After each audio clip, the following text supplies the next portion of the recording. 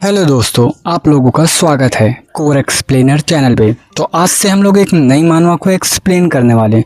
और मैं पहले ही बता दूं, मुझे कोई आइडिया नहीं है कि किसी ने इसे पहले एक्सप्लेन किया है या नहीं। तो कहानी की शुरुआत में बेसिकली हमें माउंटेन्स पे लाइटनिंग दिखाई जाती है और उस लाइटनिंग थंडर के नीचे हमें एक लड़का दिखाई देता है जो कि कुछ संस्कृत के वर्ड्स को रीड कर रहा होता है। और फिर हमें एक आवाज सुनाई देती है जो किसी का नाम पुकार रही होती है, ली युनजियाओ। फिर वो कहता है, आखिर मुझे कौन बुला रहा है, मैं तो पहले ही मर गया था। उसके सर में बहुत ही ज्यादा पेन होने लगता है और उसे किसी की मेमोरीज आने लगती हैं। फिर वो कहता है, आखिर ये किसकी मेमोरीज हैं जो मेरे ब्रेन में इंसर्ट हो रही हैं। तभी एक चौक उसकी तरफ आते हुए दिखाई जाती है। फिर वो उस चौक को वहीं पकड़कर तोड़ देता है और कहता है, इन सभी मेमोरीज को देखकर मुझे इतना पता चला है कि ये तियानवू का एक नया एरा है और उस माउंटेन में मुझे मरे हुए 15 साल बीत गए हैं। और जब वो खिड़की के बाहर देखता है तो सोचता है, क्या मैं कुछ गलत देख रहा हूँ? ये स्टैचू मेरी तरह क्यों दिख रहा है? फिर उसे किसी की आवाज आती है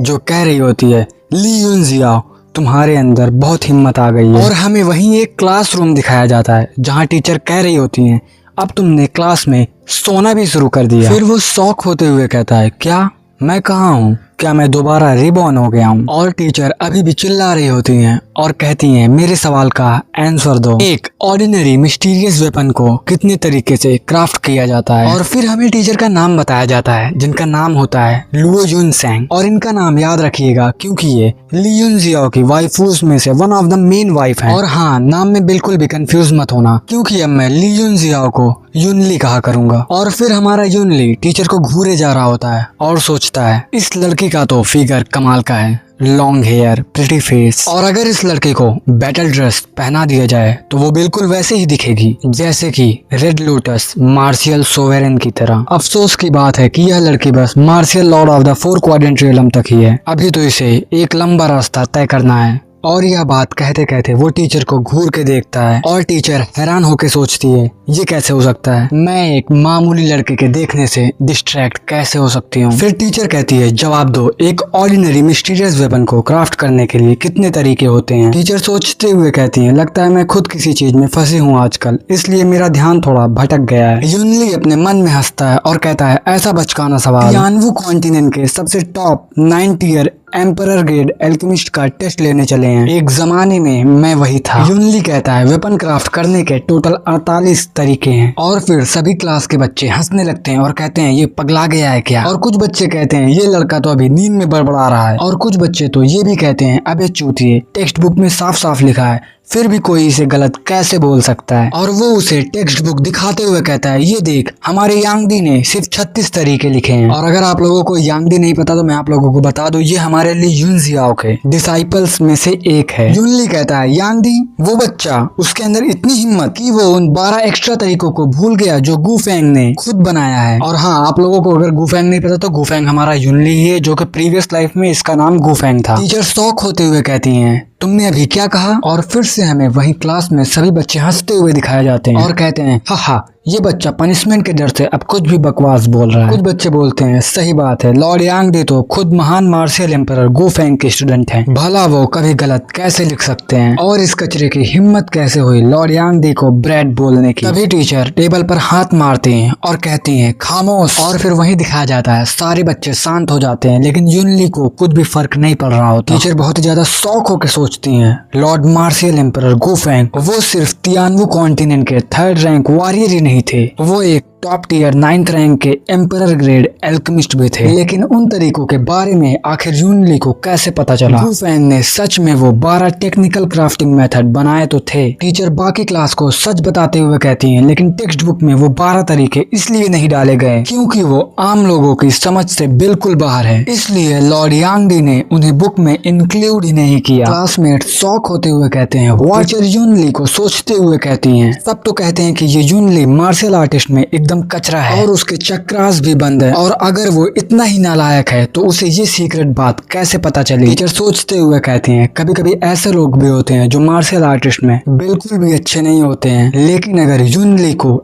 एल्केमी सिखाया जाए तो वो मार्शल आर्टिस्ट से भी कहीं ज्यादा कीमती और वैल्यूएबल है। फिर टीचर कहती हैं, हाँ थोड़ी बाहर की किताबें क्या देख ली, तुम अपने आप को बहुत बड़ा समझने लगे। चलो मुझे बताओ, वेपन क्राफ्ट करते वक्त हमें उसमें स्काई क्रिस्टल सैंड डालने की जरूरत क्यों पड़ती है? अगर तुमने इस सवाल का जवाब दे दिया तो तुम्हें फ्यूचर में मेरी क्लास लेने की कोई जरूरत नहीं पड़ेगी। बाकी बच्चे आपस में बात करते हुए कहते हैं, लगता है टीचर बहुत गुस्से में है। सभी आपस में बात करते हुए कहते हैं, हर कोई जानता है कि वेपन बनाते वक्त स्काई क्रिस्टल सैंड मिलाना पड़ता है, लेकिन इसके पीछे का स्पेसिफिक रीजन आखिर किसी को नहीं पता। क्या ये सवाल पूछना ऐसा नहीं है जैसा कि पूछे 1 + 1 = 2 क्यों होता है? जुनली कहता है, आज के समय में क्रिस्टल सैंड का इस्तेमाल करना कोई मस्ट नहीं होता। अगर आपको यूज करना है तो यूज करो, नहीं तो मत यूज करो। लेकिन इसकी जरूरत सिर्फ उन ऑर्डिनरी एल्केमिस्ट को पड़ती है जो मटेरियल्स को ठीक से और एक्यूरेटली आपस में फ्यूज नहीं कर पाते। और यहाँ हमें बताया जाता है, युनली ने यह बोल के सीधे टीचर के ज्ञान पर सवाल उठा दिया है। टीचर शौक होके कहती हैं, बहुत अच्छे, लेकिन फिर कुछ क्राफ्टिंग प्रोसेस फेल क्यों हो जाते हैं जब उन्हें स्काई क्रिस्टल सैंड डाला जाता है? युनली कहता है, स्काई क्रिस्टल सैंड का नेचर वाटर का होता है, तो जाहिर है कि इसका इस्तेमाल फायर एट्रीब्यूट्स वेपन क्राफ्ट करने में नहीं किया जा सकता। फायर एंड वाटर आपस में फ्यूज नहीं हो सकते, ये एक दूसरे के दुश्मन हैं। टीचर कहती हैं, ओह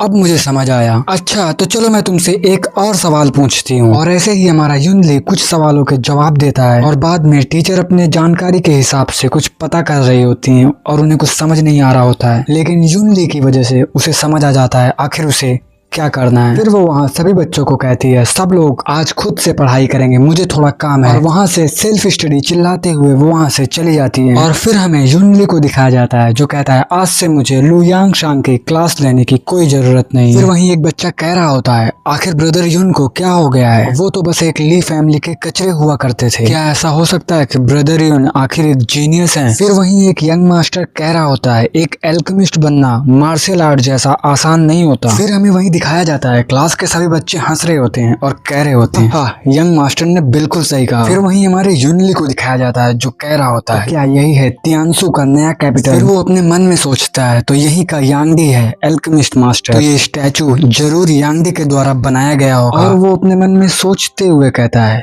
15 साल बाद गुफयांग दोबारा रिबॉर्न हुआ ली युनजियाओ की बॉडी। आखिर पता नहीं क्यों, लेकिन खुद के ही स्टैचू को देखने के बाद थोड़ा इमोशनल सा फील हो रहा है। फिर हमें वहीं एल्केमिस्ट टावर दिखाया जाता है जो कि तियानसू कैपिटल के बीचों बीच खड़ा होता है। फिर वो युनली की बॉडी देखते हुए कहता है, इसका बॉडी कॉन्स्टिट्यूशन तो सबसे बेकार है, इसने अभी तक तो अपने चक्रास को भी ओपन नहीं किया। आखिर इससे क्या ही फर्क पड़ता है, मैं भी तो अपने प्रीवियस लाइफ में सिर्फ 3rd रैंक तियानवू कॉन्टिनेंट का मास्टर ही बन पाया था। चलो पहले यांगडी को ढूंढते हैं और अपने बॉडी कॉन्स्टिट्यूशन के लिए अच्छा सा कोई पिल वगैरह लेकर आते हैं। और अगर सारी चीजें अच्छे से चली तो मैं अपनी प्रीवियस लाइफ की सारी ताकत को वापस से पालूंगा और मेरी 2 जिंदगियों की नॉलेज के हिसाब से मैं और भी ज्यादा हायर लेवल तक जा सकता हूँ। और ये सब करने के बाद मैं ही हूँगा जो पूरे तियानवू कॉन्टिनेंट के सबसे टॉप पर हूँ। रुको, मुझे पता है वीडियो काफी ज्यादा छोटी बनी है। मैं चाहता हूँ अगर आपको ये मानवा पसंद आ रही है तो जल्दी से कॉमेंट में मुझे बता दीजिए, ताकि मैं इस मानवा को कंटिन्यू करने का सोचूं और सीधे 1-2 घंटे का वीडियो लाऊं जो कि आप लोगों को देखने में भी आसान हो और समझने में भी। तो अगर आप लोगों को 1 आवर की वीडियो चाहिए तो कमेंट में लिखो 1 आवर और इस वीडियो को लाइक करके चैनल को जल्दी सब्सक्राइब कर दो। तो मिलते हैं आपको इसी तरह किसी नए वीडियो में। Bye bye,